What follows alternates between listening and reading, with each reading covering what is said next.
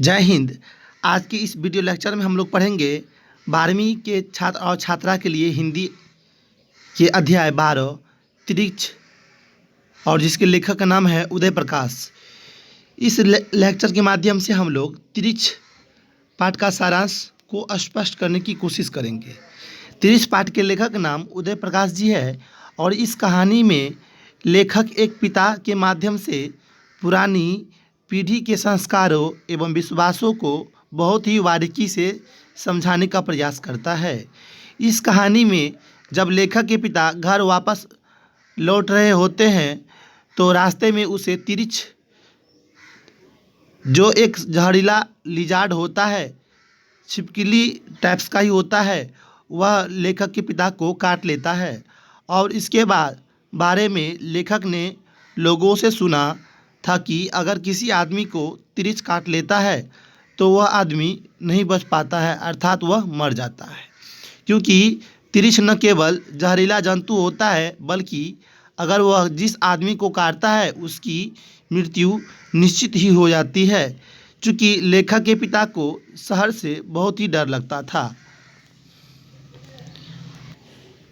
किंतु घर नीलाम हो जाने के डर से वह शहर जाने को विवश हो जाते हैं।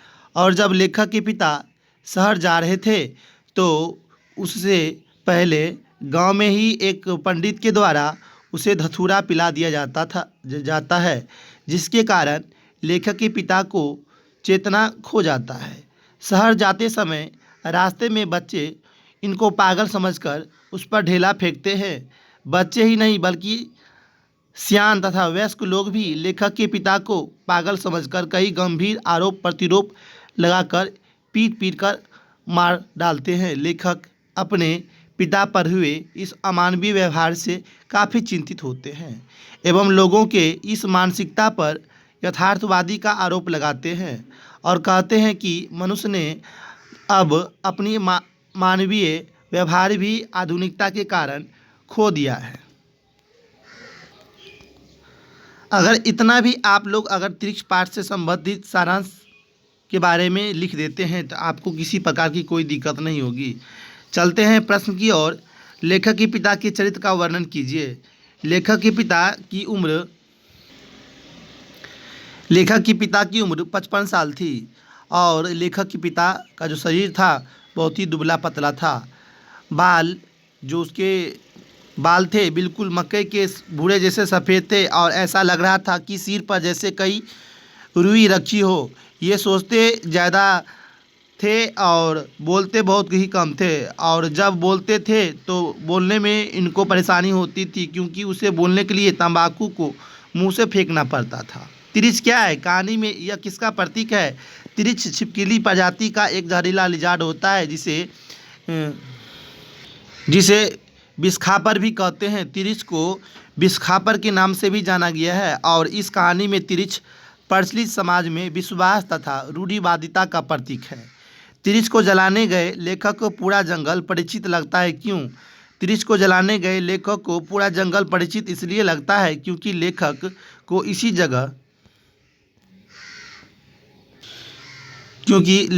इसी जगह से सपने में कई बार भागने की याद आती है। चूँकि लेखक जब जंगल पहुंचता है तो जंगल के चारों तरफ देखता है और इसे ऐसा लगता है कि सपने में जो कुछ भी उन्होंने देखा था वह सब कुछ सामने लेखक को दिखाई दे रहा है। अतः यही कारण है कि लेखक को सारा जंगल परिचित लगता है।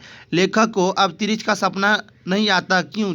जब लेखक को अपने सपने के प्रति भ्रम टूटता है तो और इसे सत्य के प्रति विश्वास हो जाता है, तब लेखक को सपना नहीं आता है। इस पाठ से संबंधित हम लोग वस्तुनिष्ठ प्रश्न की चर्चा करेंगे। त्रिच क्या है? त्रिच एक विषैला जंतु होता है। उदय प्रकाश जी का जन्म कब हुआ था? तो आपको ध्यान रखना है 1952 ईस्वी में हुआ था। लाल घास पर नीले घोड़े की रचना उदय प्रकाश जी की ही है। त्रिच को आधुनिक त्रासदी के रचना के रूप में भी देखा जाता है। इतवारी कॉलोनी किससे संबंधित है? तो त्रिच पाठ से संबंधित है। कहानीकार को सपने में बोलने और चीखने की आदत है, यह कथन लेखक की मां ने बताया था। त्रिच कहानी में पिताजी का नाम राम स्वारथ प्रसाद है। कहानीकार तिरिश की लाश को जलाने के लिए जंगल में थानू के साथ गया था। ये भी बहुत इंपॉर्टेंट है कि कहानीकार जो तिरिश की लाश जलाने के लिए किसके साथ गया था, तो आपको ध्यान रखना है, थानू के साथ गया था। पंडित राम अवतार एक प्रसिद्ध ज्योतिषी और वेद थे। तो प्रसिद्ध ज्योतिषी और वेद के बारे में अगर आपसे इस अध्याय में पूछा जाएगा तो आपको ध्यान रखना है पंडित राम अवतार। तिरिश एक प्रतीकात्मक कहानी है।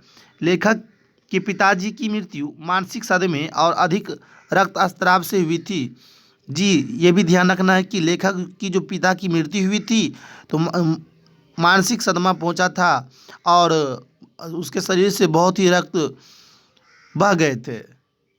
अरेवा परेवा उदय प्रकाश जी की कहानी संग्रह का नाम है।